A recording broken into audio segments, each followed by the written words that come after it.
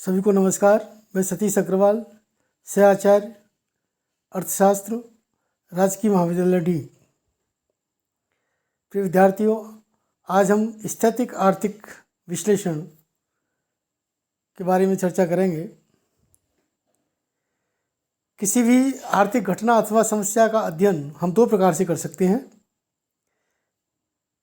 पहले, आर्थिक दशाओं को स्थिर मानकर उनके प्रति स्थैतिक दृष्टिकोण रखते हुए, तथा दूसरे, आर्थिक क्रियाओं को परिवर्तनशील मानकर उनके प्रति प्रायोगिक दृष्टिकोण रखकर।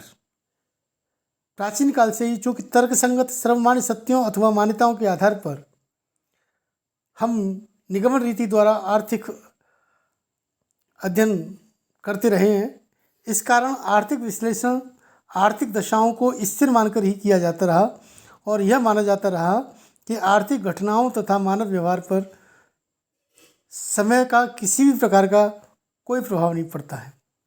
फ्रांसीसी अर्थशास्त्री अगस्त काम्टे ने सर्वप्रथम समाजशास्त्र में स्थैतिक एवं प्रायोगिक, स्थैतिक यानी स्टैटिक, प्रायोगिक यानी कि डायनामिक शब्दों का प्रयोग किया। इनके प्रभाव के कारण ही J.S. मिल ने सर्वप्रथम अर्थशास्त्र में इन शब्दों का प्रयोग किया। J.S. मिल के पश्चात वर्तमान शताब्दी में रेगनर फ्रिस, जो कि ओस्लो विश्वविद्यालय में प्रोफेसर थे, जॉन टिम्बरजन, सैमुअल्सन, हेवरलर, J.R. हिक्स तथा हेरोड आदि अर्थशास्त्रियों ने इन शब्दों में अंतर स्पष्ट करके इनके लोकप्रिय बनाने में पर्याप्त योगदान दिया है। अब हम स्थैतिक आर्थिक विश्लेषण के अर्थ के बारे में जानेंगे। Meaning of static economic analysis. भौतिक शास्त्र में स्थैतिक शब्द का जो अर्थ होता है वो विश्राम की स्थिति से होता है, रेस्ट ऑफ द स्टेट। जैसे कि हमने न्यूटन का फर्स्ट लॉ में हमने पढ़ा था कि जब कोई वस्तु जब स्थिर है तो स्थिर रहेगी, गतिशील है तो गतिशील ही रहेगी, जब तक कि उस पर कोई बाहरी बल न लगाया जाए। अर्थात स्थैतिक शब्द का अर्थ फिजिक्स में होता है गतिहीन अथवा निष्क्रिय स्थिति से, लेकिन अर्थशास्त्र में स्थैतिक शब्द का अर्थ होता है गतिहीन अथवा निष्क्रिय अवस्था। इससे न होकर ऐसी आर्थिक स्थिति से होता है जिसमें गति अथवा परिवर्तन तो हो, लेकिन उस गति अथवा परिवर्तन की दर में कोई परिवर्तन नहीं हो, अर्थात स्थिरता, समानता अथवा नियमितता बनी रहे तथा आकस्मिक एवं अप्रत्याशित परिवर्तन नहीं हो। इस प्रकार अर्थशास्त्र में स्थैतिक शब्द से जो तात्पर्य होता है वो अर्थव्यवस्था की उस स्थिति से होता है जिसमें प्रत्येक कार्य समान अथवा पूर्ववत रूप से चलता रहता है।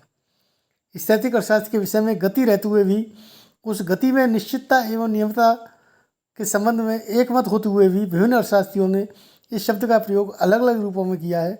इस कारण इस शब्द के संबंध में विभिन्न अर्थशास्त्रियों के विचारों के बारे में जान लेना बहुत आवश्यक रहेगा। प्रोफेसर हिक्स कहते हैं कि आर्थिक सिद्धांतों के उन भागों को आर्थिक स्थैतिक अर्थशास्त्र आर्थिक स्थैतिक कहा जाता है जिनमें तिथिकरण का ध्यान नहीं रखा जाता, जबकि प्रायोगिक अर्थशास्त्र उन भागों को कहा जाता है, इसकी चर्चा हम अगले वीडियो में करेंगे, जिनमें प्रत्येक इकाई का संबंध किसी भी तिथि से हो। प्रोफेसर हिक्स ने अपनी परिभाषा में तिथिकरण पर बल दिया है, लेकिन यह विचारधारा अत्यंत संकीर्ण है क्योंकि इसके आधार पर तो तिथिकरण न करने के कारण दो विभिन्न समयों से संबंधित आर्थिक स्थैतिक अध्ययन की तुलना संभव ही नहीं हो सकती, जबकि तुलनात्मक स्थैतिक के अंतर्गत ऐसा संभव है। प्रोफेसर हेरोड ने भी स्थैतिकी का संबंध तिथिकरण से जोड़ने को उचित नहीं बताया है। प्रोफेसर हेरोड कहते हैं कि इस प्रकार एक स्थैतिक संतुलन से आशय विश्राम की अवस्था से नहीं होता, अपितु एक ऐसी स्थिति से होता है जिसमें क्रियाएं दिन प्रतिदिन तथा वर्षों प्रतिवर्षों हो रही हो, लेकिन उसमें वृद्धि अथवा कमी नहीं हो रही हो। प्रोफेसर मार्शल तथा पीगू ने भी स्थैतिक अर्थशास्त्र में आंतरिक परिवर्तनों को कम महत्वपूर्ण अथवा नगण्य बताया। प्रोफेसर मार्शल कहते हैं कि स्थैतिक अवस्था में जनसंख्या एवं धन दोनों में वृद्धि होती है, लेकिन दोनों की वृद्धि दर समान रहती है, भूमि पर्याप्त रहती है, उत्पादन की विधियों एवं दशाओं में बहुत कम परिवर्तन होते हैं, व्यक्तियों के चरित्र में स्थिरता रहती है। इसी प्रकार प्रोफेसर पीगू ने भी परिवर्तन के साथ स्थिरता पर बल देते हुए आर्थिक स्थिति की तुलना एक ऐसे झरने से की है जिस प्रकार जिन बूंदों से मिलकर झरना बनता है वे बदलती रहती हैं, किंतु झरने का स्वरूप वही बना रहता है। उसी प्रकार आर्थिक स्थितिकी में आर्थिक घटनाओं में परिवर्तन होते रहने पर भी अर्थव्यवस्था में संतुलन बना रहता है। इन परिभाषाओं के आधार पर हम ये निष्कर्ष निकाल सकते हैं कि इसमें गतिहीन अथवा विश्राम की अवस्था नहीं होती, अपितु तो अर्थव्यवस्था में परिवर्तन होते रहते हैं।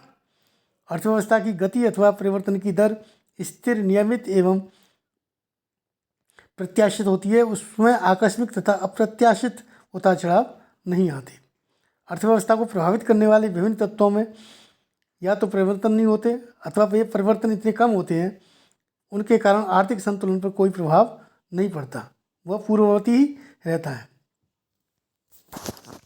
स्थैतिक अर्थशास्त्र की इन विशेषताओं के संदर्भ में यह हम स्पष्ट कर सकते हैं कि आर्थिक विश्लेषण स्थैतिक आर्थिक अध्ययन की वह विधि है जिसमें हम एक विशेष समय में ही दो अथवा अधिक चरों के आपसी संबंधों की व्याख्या कर सकते हैं तथा उन चरों को प्रभावित करने वाले अन्य तत्वों को स्थिर मानकर उन चरों के वर्तमान संबंध के आधार पर ही आर्थिक सिद्धांतों का निर्माण कर सकते हैं। अब हम चर्चा करेंगे स्थैतिक अर्थशास्त्र के क्षेत्र की स्कोप ऑफ स्टैटिक इकोनॉमिक्स। प्राचीन समय से ही स्थैतिक विश्लेषण द्वारा आर्थिक समस्याओं की व्याख्या की गई। वर्तमान युग में यद्यपि प्रायोगिक विश्लेषण का प्रचलन बहुत और उसका महत्व बहुत बढ़ता जा रहा है, यह भी सत्य है कि आर्थिक समस्याओं को प्रभावित करने वाले विभिन्न चर परिवर्तनशील हैं और इस कारण अर्थव्यवस्था का विश्लेषण एक जटिल समस्या हो गई है। फिर भी क्योंकि जटिल एवं परिवर्तनशील अर्थव्यवस्था का प्रायोगिक विश्लेषण बहुत कठिन है तथा जटिल अर्थव्यवस्था को छोटे छोटे विभिन्न स्थैतिक भागों में बांटकर हम इसका अध्ययन करें, इस कारण वर्तमान युग में भी स्थैतिक विश्लेषण आर्थिक अध्ययन का एक आवश्यक अंग है। यद्यपि जो स्थैतिक विश्लेषण है वो आर्थिक व्यवहार से संबंधित कुछ महत्वपूर्ण बातों जैसे बाजार का पूर्ण ज्ञान, रुचि, फैशन, रीति रिवाज आदि को स्थिर मानकर चला जाता है, जिसके कारण स्थैतिक विश्लेषण का क्षेत्र बहुत कम रह गया। फिर भी कुछ विशेष क्षेत्रों में हम स्थैतिक विश्लेषण को उपयुक्त मान सकते हैं, जैसे कि वस्तु के मूल्य निर्धारण को स्थैतिक विश्लेषण के द्वारा आसानी से स्पष्ट किया जा सकता है। स्वतंत्र विदेशी व्यापार की समस्याओं का अध्ययन भी स्थैतिक विश्लेषण द्वारा आसानी से किया जा सकता है, क्योंकि अंतर्राष्ट्रीय व्यापार के क्षेत्र में पूर्ण प्रतियोगिता से संबंधित अनेक मान्यताएं वास्तव में बाजार में पाई जाती हैं। सीमांत उपयोगिता ह्रास नियम का अध्ययन भी स्थिर अवस्था में किया जाता है, क्योंकि वस्तु विशेष का उपभोग एक ही समय में होता है तथा उपभोक्ता के व्यवहार पर अन्य परिवर्तनशील तत्वों का प्रभाव भी बहुत कम होता है।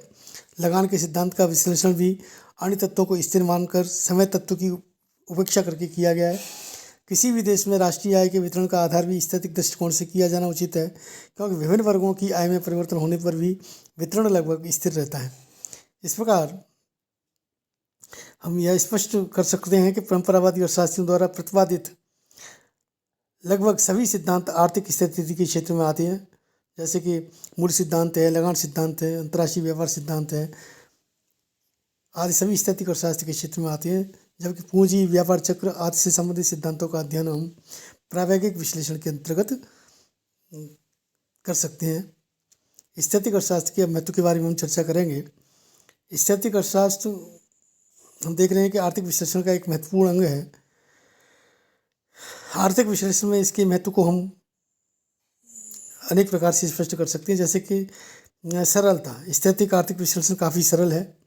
वर्तमान समय में अर्थव्यवस्था इतनी जटिल हो गई है कि एक साथ उसका अध्ययन करना संभव नहीं है। ऐसी स्थिति में वर्तमान जटिल एवं परिवर्तनशील अर्थव्यवस्था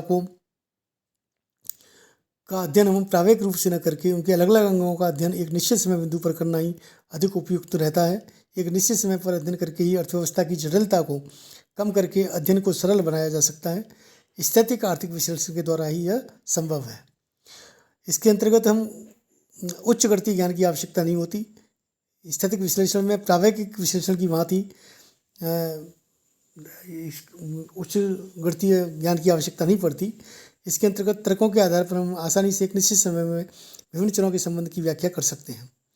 व्यापक क्षेत्र आर्थिक अध्ययन में कुछ विशिष्ट यंत्रों जैसे मूल्य सिद्धांत, अंतर्राष्ट्रीय व्यापार का सिद्धांत, उत्पादन के साधनों के प्रतिफल के निर्धारण के सिद्धांत तथा संतुलन इत्यादि में हम स्थैतिक विश्लेषण को अधिक उपयुक्त मान सकते हैं। प्रायोगिक विश्लेषण के लिए भी आवश्यक है। वर्तमान परिवर्तनशील अर्थव्यवस्था की ठीक प्रकार से प्रावैगिक विश्लेषण के लिए यह आवश्यक है, क्योंकि इसमें होने वाली विभिन्न परिवर्तनों का अध्ययन अलग अलग स्थैतिक दशाओं में किया जा सकता है। स्थैतिक दशाओं का अध्ययन किए बिना प्रावैगिक दशाओं का अध्ययन करना अत्यंत कठिन है। इसकी क्षेत्र विशेष और इसके महत्व के बारे में हमने चर्चा की, लेकिन इन सब के बावजूद भी हम स्थैतिक अर्थशास्त्र की कुछ लिमिटेशंस हैं, कुछ इसमें डिमेरिट्स हैं इसकी, इस पर हम थोड़ी सी चर्चा करेंगे। यद्यपि स्थैतिक अर्थशास्त्र का बहुत हम देखते हैं कि स्थैतिक अर्थशास्त्र में ये काफ़ी मतलब महत्वपूर्ण है, लेकिन फिर भी इसमें बहुत दोषपूर्ण प्रतीत होता है, क्योंकि अवास्तविक मान्यताओं के कारण निष्कर्ष वास्तविकता से काफ़ी दूर होते हैं। और इसकी कुछ हम लिमिटेशंस को चर्चा कर सकते हैं। जैसे हम अवास्तविक मान्यताएं, जैसे कि स्थैतिक विश्लेषण पूर्ण प्रतियोगिता, बाजार का पूर्ण ज्ञान, रुचि, फैशन, रीति रिवाज आदि में स्थिरता, साधनों की पूर्ण गतिशीलता जैसी अवास्तविक मान्यताओं पर आधारित है, जो व्यवहार में नहीं पाई जाती हैं। स्थैतिक स्थिति एक काल्पनिक स्थिति है। सिद्धांततः स्थैतिक स्थिति ये व्यवहारिक जीवन में हर क्षेत्र में परिवर्तन होते रहते हैं। ऐसी स्थिति में अर्थव्यवस्था के प्रभावक तत्वों को स्थिर मान लेने से भी अनेक प्रकार के भ्रम उत्पन्न हो जाते हैं। अवास्तविक मान्यताओं में परिवर्तनशील स्थिति को स्थैतिक मान लेने के कारण स्थैतिक विश्लेषण द्वारा निकाले गए निष्कर्षों में कल्पना का अंश अधिक होता है और वे वास्तविकता से दूर होते हैं। इसी कारण प्रोफेसर एक्स ने कहा है कि स्थिर अथवा अंत में कुछ नहीं वरन वास्तविकता से दूर भागना है। स्थैतिक अर्थशास्त्र के महत्व और सीमाओं के विवेचन से हम स्पष्ट कर सकते हैं कि आर्थिक विश्लेषण में सैद्धांतिक रूप से महत्वपूर्ण स्थान होते हुए भी स्थैतिक अर्थशास्त्र का व्यवहारिक जीवन में सीमित क्षेत्रों में ही प्रयोग किया जा सकता है। धन्यवाद। अब हम कल चर्चा करेंगे प्रावैगिक आर्थिक विश्लेषण, डायनामिक इकोनॉमिक एनालिसिस।